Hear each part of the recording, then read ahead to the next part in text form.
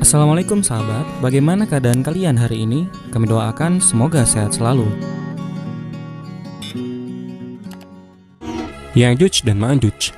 Kata-kata ini terdiri dari dua susunan kata. Yang pertama, Ya'juj, dan yang kedua, Ma'juj. Ketika Anda mengucapkannya dalam bahasa Arab dan mereka mendengar ucapan Anda, itu adalah kata-kata yang sangat kasar. Itu berasal dari kata ujaj, yang artinya kering dan kasar. Kata ini juga berasal dari akar kata al-aj, yang berarti musuh yang menyerang dengan sangat cepat.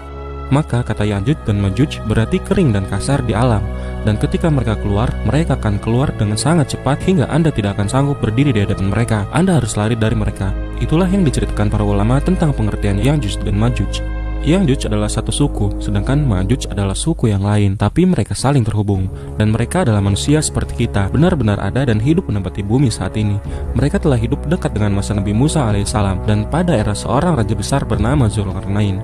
Zulkarnain memiliki julukan manusia dengan dua tanduk karena dulu ia sering memakai topi yang memiliki dua tanduk di atasnya.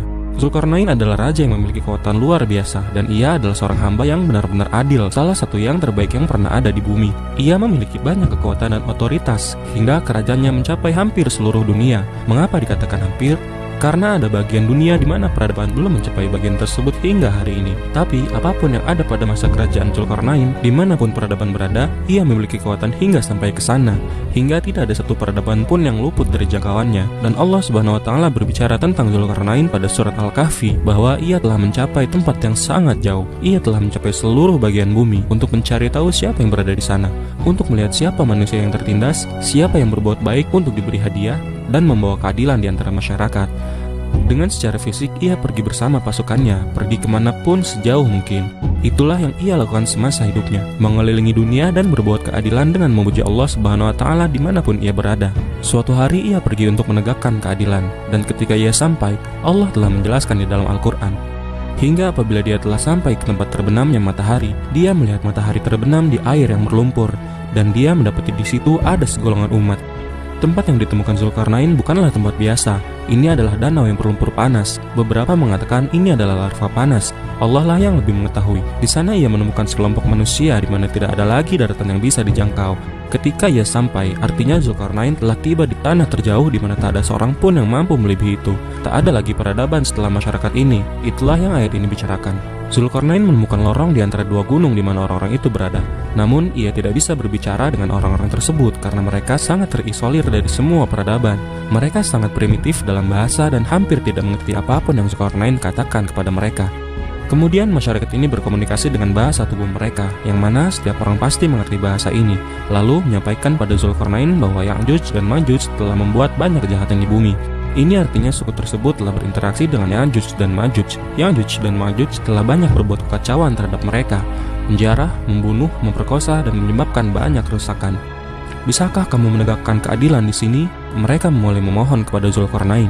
Kamu adalah seorang raja besar yang sangat baik hati. Ambil uang ini dan tolong lindungi kami dari Ya'juj dan Ma'juj. Bisakah kamu membuat dinding antara kami dan mereka, hingga mereka tidak bisa datang pada kami, dan mereka bisa terisolir dari bumi ini?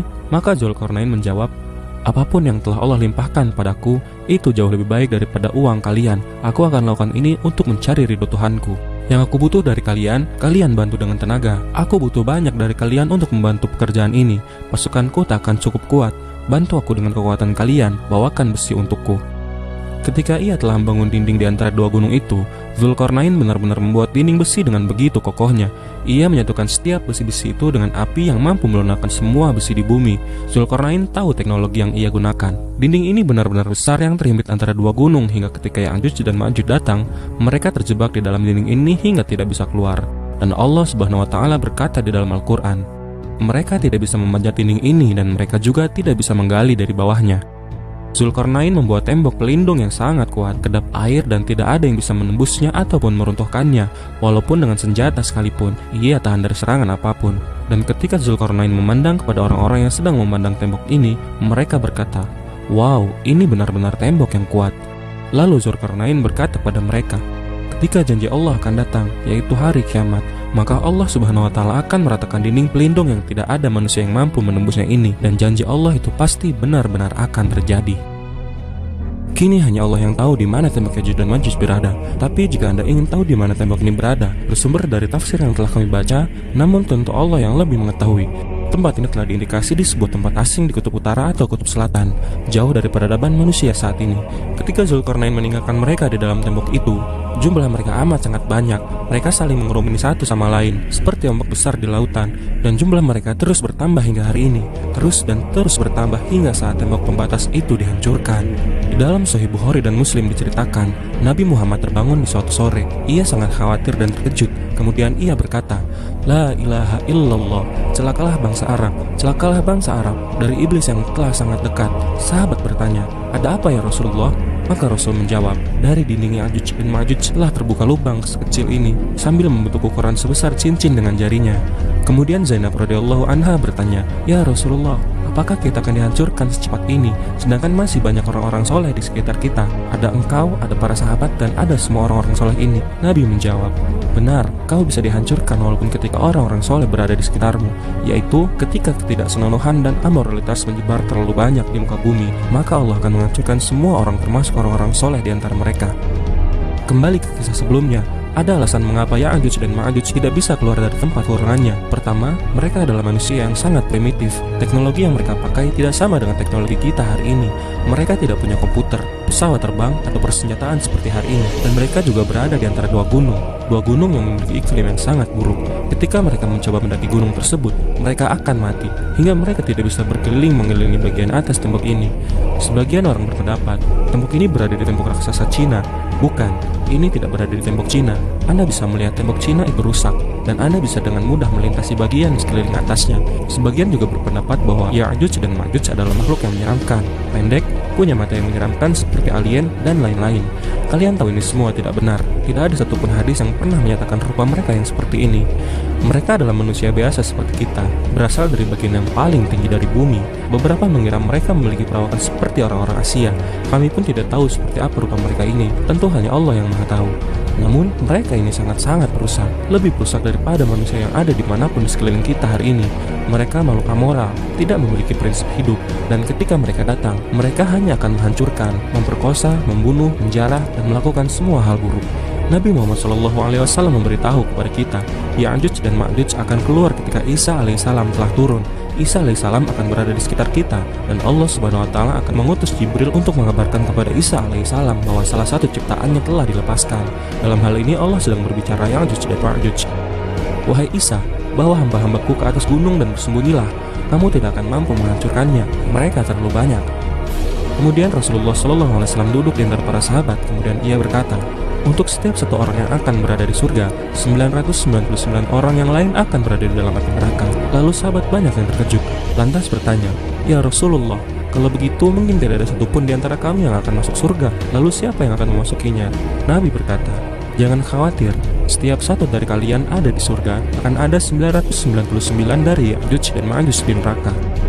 Itu artinya ada 999 kelipatan jumlah populasi Ya'juj dan Ma'juj dibanding populasi para sahabat waktu itu. Maka apabila kita menghitung jumlah populasi mereka, katakanlah beberapa miliar, bagaimana kita bisa menghitung jumlah populasi mereka yang begitu banyak hari ini? Kelak mereka akan memenuhi bumi kita ini. Jika mereka adalah manusia yang didatangi para nabi seperti kita, tentu mereka juga didatangi para nabi. Namun, kita tidak tahu nabi mana saja yang mendatangi mereka. Yang kita tahu, mereka hidup dekat dengan masa Nabi Musa alaihissalam. Tapi Allah Subhanahu wa Ta'ala memberitahu bahwa tidak hanya satu nabi yang mendatangi mereka. Banyak nabi yang telah mendatangi, namun mereka berontak dan tidak satupun mengikuti nabi-nabi itu. Dan Nabi SAW berkata, mereka akan melewati Laut Tabaria dan akan meminum air di sana hingga tidak ada sedikitpun air yang tersisa. Mereka datang rombongan demi rombongan dengan jumlah yang sangat besar. Maka yang pertama mereka lakukan adalah meminum seluruh air di laut itu.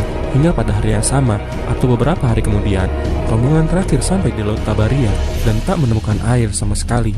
Mereka telah meminum seluruh air di laut itu. Ini menunjukkan bahwa jumlah mereka sangat fenomenal, besar sekali. Di dalam hadis yang lain, menceritakan ketika Ya'juj dan Ma'juj keluar, mereka akan membunuh siapapun manusia yang ada di depan mereka, siapapun itu, hingga tidak ada lagi manusia yang mereka temukan. Hingga mereka akan berkata, "Kita telah membunuh penduduk bumi seluruhnya, mari kita bunuh juga penduduk langit." Kemudian mereka menembaki langit dengan busur dan anak panah yang mereka miliki. Lalu Allah Subhanahu wa Ta'ala akan menjadikan busur-busur tersebut jatuh dengan berlumuran darah, agar mereka berpikir bahwa seluruh penduduk langit telah berhasil dibunuh. Kemudian mereka berkata, sekarang kita telah membunuh penduduk bumi dan penduduk langit. Kita saat ini adalah raja di bumi. Isa alaihissalam dan para pengikutnya, yang semoga kita adalah salah satu di dalam rombongan tersebut, akan terisolir di atas gunung yang telah mereka daki. Mereka tidak menemukan makanan di sana, tidak satupun. Sedangkan mereka sangat membutuhkan makanan. Kemudian Isa alaihissalam mulai berdoa kepada Allah, karena mereka sedang berada pada masa-masa sulit. Maka Allah Subhanahu wa taala mengijabah doa Isa dengan mengirim parasit ke leher Ya'juj dan Ma'juj sebagai penyakit. Parasit itu akan membunuh seluruh Ya'juj dan Ma'juj yang ada di bumi. Mereka membunuh Ya'juj dan Ma'juj seperti sedang melakukan pertempuran di medan perang, hingga tak ada satupun dari Ya'juj dan Ma'juj yang tersisa di bagian manapun di seluruh daratan bumi. Lalu Isa alaihissalam dan para pengikutnya diperintahkan untuk turun. Isa alaihissalam akan mengutus seorang dan berkata, siapakah di antara kalian yang akan turun dan melihat apakah Ya'juj dan Ma'juj masih hidup atau mati? Tapi jika kamu temukan mereka hidup, mereka akan membunuhmu. Kemudian ada seorang laki-laki yang turun dan menemukan bahwa Ya'juj dan Ma'juj telah mati seluruhnya. Lalu lelaki itu memberitahukannya kepada Isa, dan mereka semua pun turun dari gunung tersebut untuk mencari perbekalan mereka. Tapi mereka sama sekali tidak menemukan sebutir biji palem pun di sana. Bumi telah penuh sesak, dipenuhi dengan bangkai Ya'juj dan Ma'juj yang mereka mengeluarkan bau busuk yang sangat-sangat menyengat.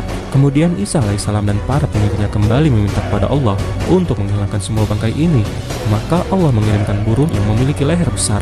Mereka akan membawa setiap badan Ya'juj dan Ma'juj yang telah terurai karena penyakit itu, kemudian melempar seluruh tubuh itu ke tempat yang telah Allah tentukan.